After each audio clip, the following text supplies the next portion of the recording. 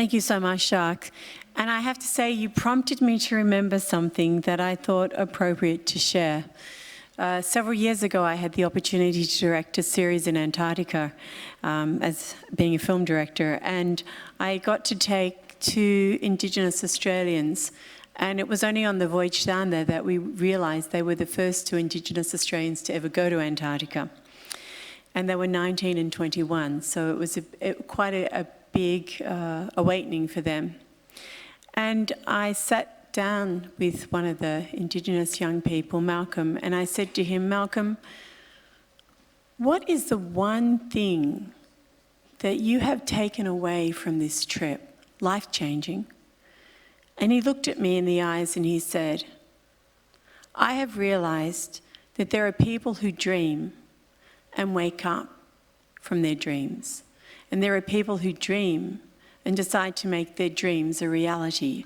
And that is what I wish to do. And I think we have 2 outstanding speakers here on the stage that have done exactly that. They have dreamt and taken their dreams to make a reality. And I'd just like to acknowledge that.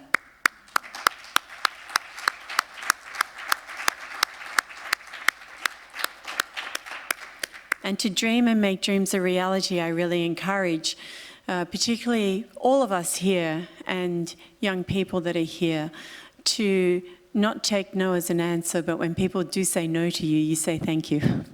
Because when people say no to you, it should put the rocket fuel behind you to do what it is you wish to do. And with that, we are going to have a short open panel session, and I would invite those who would like to ask a question to let me know. And we have something called like a pass the parcel, where we have a microphone box that we will pass around so that we can ask some questions while we have a moment for, say, about 10 or 15 minutes. So let me just get the microphone to pass around, and I'll be right with you.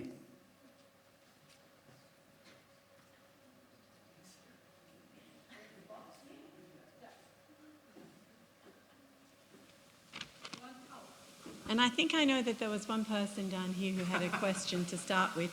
So I'm going to pass the box. Okay,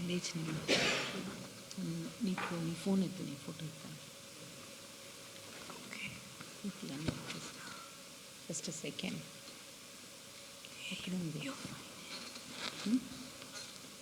Please, one moment. Okay, so this is a question for Mr. Fabien Cousteau. So, would you do like research on toxic impact, like the toxic impact on like the oceans in your underground lab?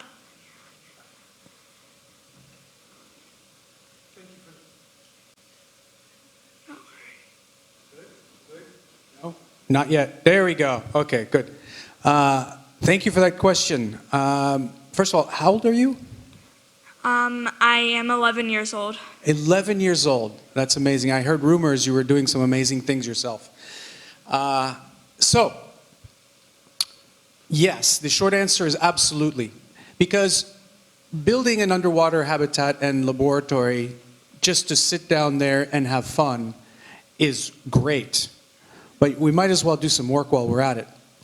The central nervous system, the spinal cord, if you will have it's called the 7 senses array. And it'll have a number of different sensor technologies, again, future upgradable, that will allow for us to look at not only things like carbon, temperature variations, et cetera, but also microplastics and other kinds of invisible pollutants, hydrocarbon pollution, et cetera.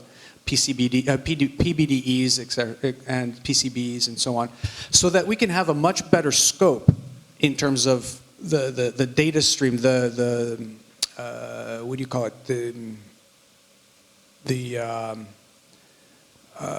landscape of what it is that's in the ocean, right? Besides the natural ocean, which of course we're interested in, and so that way we can also take the technology that exists today and actually be even better tomorrow to even get a chemical fingerprint of where this is coming from and even to a point where you can look at who is creating that particular chemical that is now in the ocean column. And you can trace that back and then hopefully stop the problem. I guess the short answer is yes, the longer answer is that there's absolute integrated capabilities of monitoring all these sorts of problems from that particular station, as well as active activities. Okay, thank you.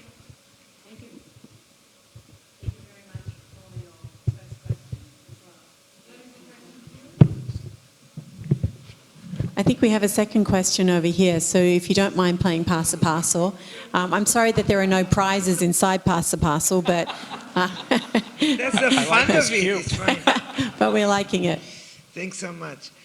I really enjoyed your presentations, both. Congratulations. It's really fantastic to see. I had known both separately, but to see you both in this session is really amazing. Look, I'm very much outside the field, so I don't know much about it. But this kind of initiative, both the Jacques and also Fabien, seems like one of those very big initiatives where you really need to push it through the support of government, you know, like CERN, for example. Par exemple, the amount of resources, the funding, it's not a small team, you know, that you do this. So it's like the cold fusion thing, or CERN, or the, you know, what is the kind of support, political support that you have? Quel est le soutien que vous avez des gouvernements? Non, mais oui, mais yeah, oui. Pour t'aider, Non, mais c'est bon. Mais l'idée, c'est, est-ce qu'il y a des soutiens des gouvernements? Parce que c'est tellement large, tellement important, tellement... Voilà.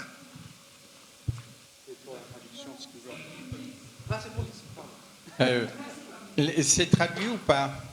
Yes, I will translate for you. Alors c'est une excellente question que vous avez posée. J'ai un peu compris quand même, et heureusement que mon ami Fabien était à côté de moi, m'a secouru. Non, c'est une question qui est essentielle. Vous prenez par exemple le dernier projet, Sea Orbiter, que vous venez de voir en dernier.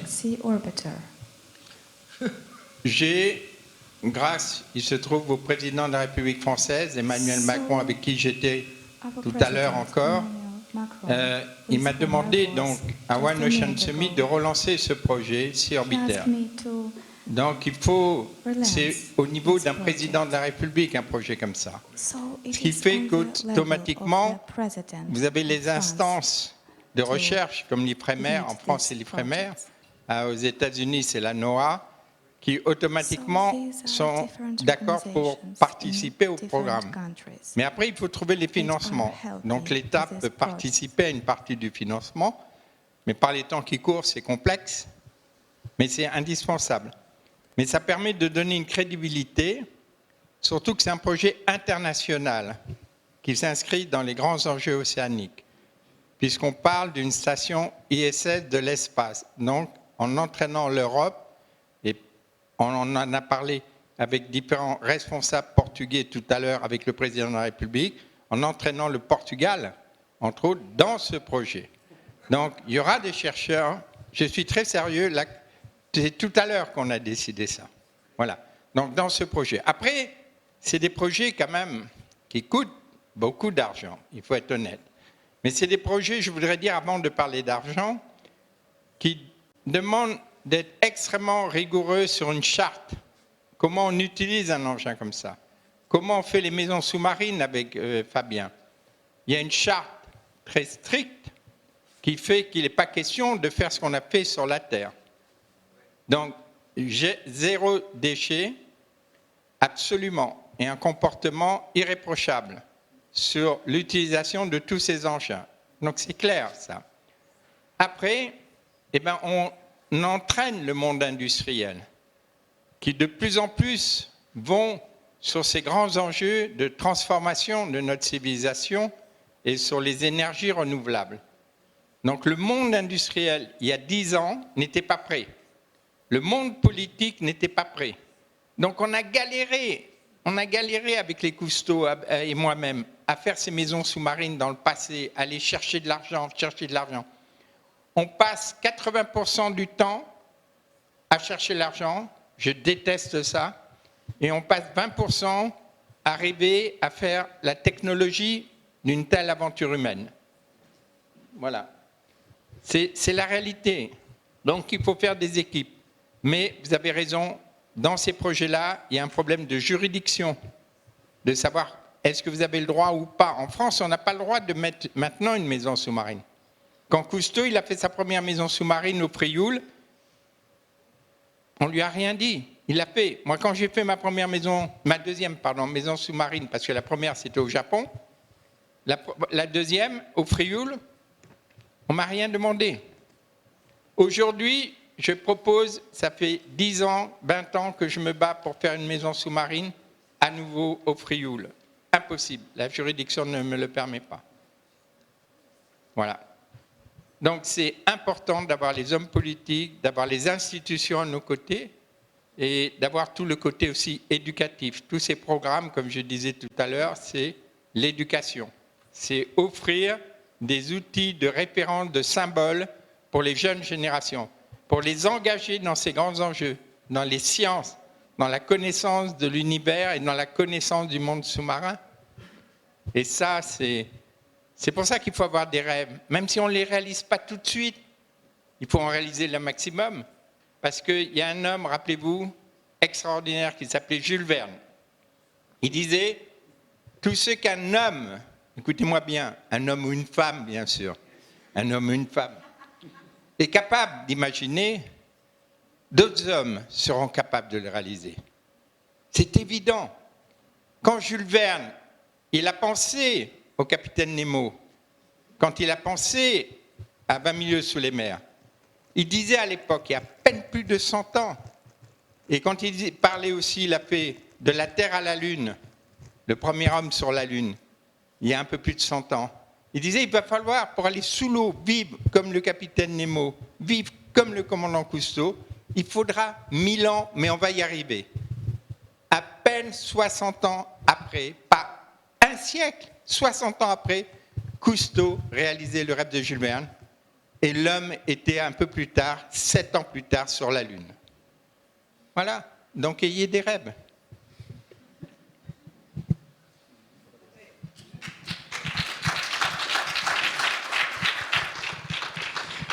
I think we might have time for maybe 2 more questions. I know it's getting close to people needing to go to other functions, but can I see, would there be another question in the room?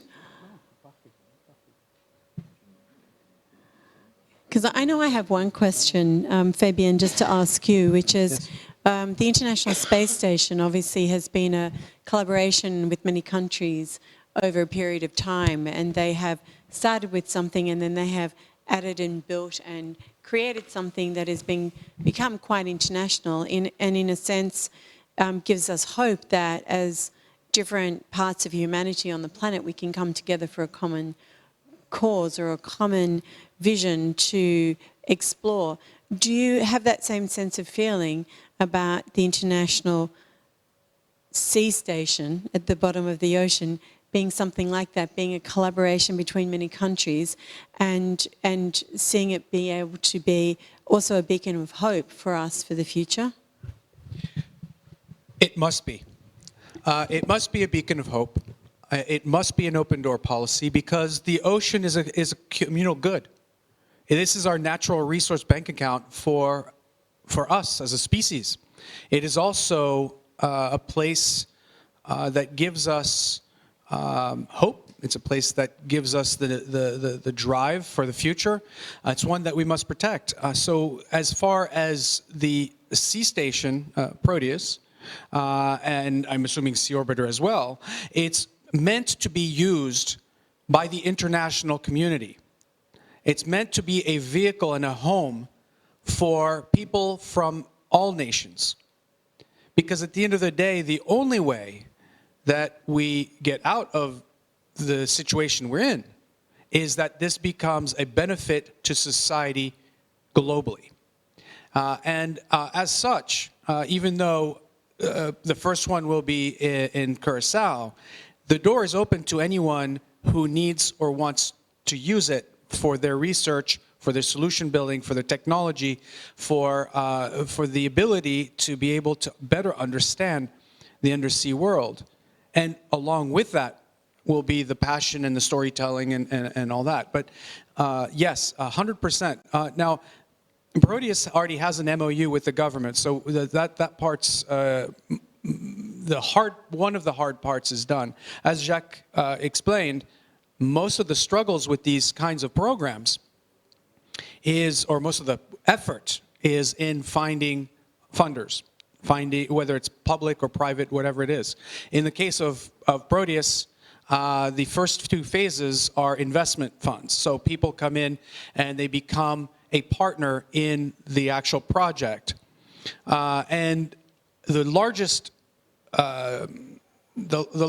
equity holder is the Ocean Learning Center, which also has governance, the Ocean Learning Center being a nonprofit, which also has governance on the kinds of research that are going to happen. And the kinds of research, very simply, that are going to happen in Proteus anyway, because it's a public good, is science that is for the greater good of humanity and for the protection of the oceans. Afterwards, you can trickle down into exactly what that means. But what's very important also is that this society, as Jacques pointed out, has to be conscious of their footprint, and therefore all the technologies and all the social applications have to be as environmentally conscious as possible, as a closed-loop system should be. And that can apply then to, of course, homes at land or small communities or even space, for that matter. But all those things have to be put into place. Otherwise, we're not living in the future, we're living in the past. Thank you. One other question I have is, I think as a filmmaker, I think that so much of what we see has always been filmed on land. We see films that are on land. We see films about the mountains. We see films about rivers. And because we are air-breathing creatures, we tend to have always been mostly on land filming. I wonder if by creating the International Sea Station within the ocean, do you feel that we will be able to have a lot more content and ability to see really what is our world, which is the ocean, when we live in the minority of it? Do you feel that by seeing more of the grandeur and the scope of the ocean, that might also help us change our perspective on things?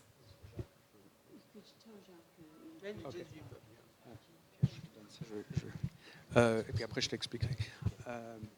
Est-ce que de pouvoir raconter l'histoire des océans à partir de cette plateforme, est-ce que c'est quelque chose qui sera non seulement intégré, mais important, qui fait partie de ce qu'on imagine faire, soit Sea Arbiter, soit Proteus?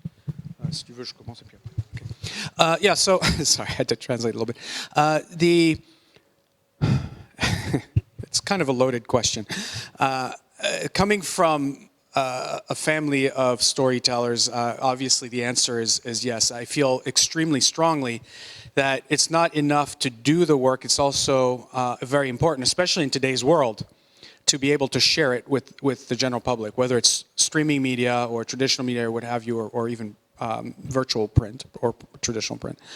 The point is to wow and wonder and entrance and make people fall in love with the ocean. So storytelling is absolutely paramount, but we have to tell stories in ways that engage people in pragmatic applications to their own lives. Because it's very easy to talk about a romantic story of the ocean. And it's actually not very easy, but it's a lot of begging and pleading and baggage handling and all that. But at the end of the day, the question remains, when you have a sense of urgency or a message at the end, the person who's watching says, well, what can I do? And if you're not an aquanaut or a scuba diver or environmentalist per se, you're an accountant or whatever it is that you do in life, they have to be part of the solution. So you have to engage them in a pragmatic way. And so that's very important in the storytelling. And certainly with Proteus, and I let Jacques, of course, talk about Sea Orbiter, but that's paramount in today's world of science and research and discoveries and innovation, is translating that technical talk and knowledge into something that's palatable and engageable to the general public. Non, je crois que Fabien vous a déjà beaucoup expliqué. Je dirais simplement ceci, il faut des symboles forts.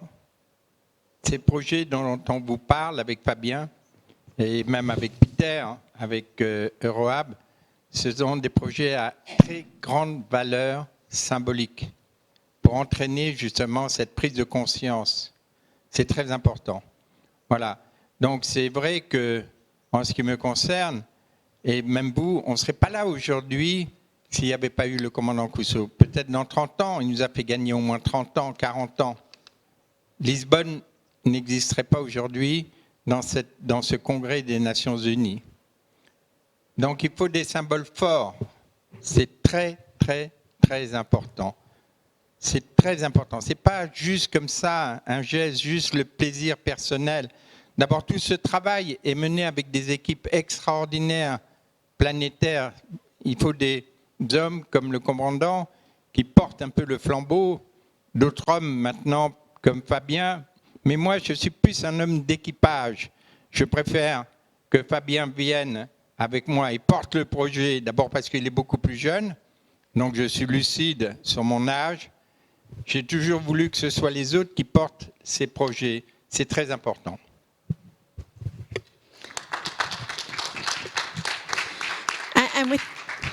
And with that, Juste simplement pour dire, parce que justement, mille excuses, c'est pour moi très important la transmission.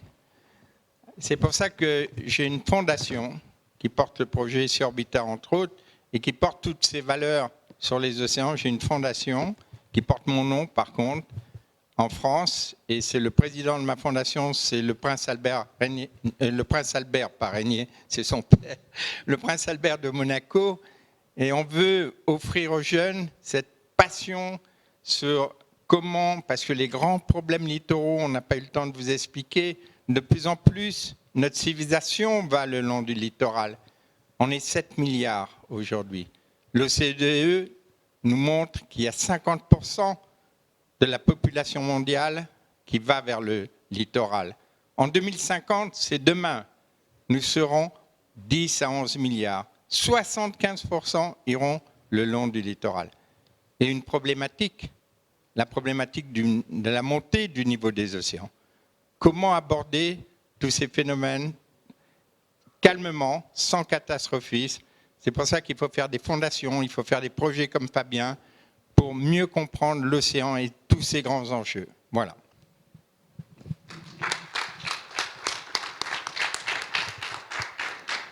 Thank you so much. And I would like to wrap up this session by firstly thanking Jacques and Fabien and Peter for their inspiration and vision of exploration of ocean and space.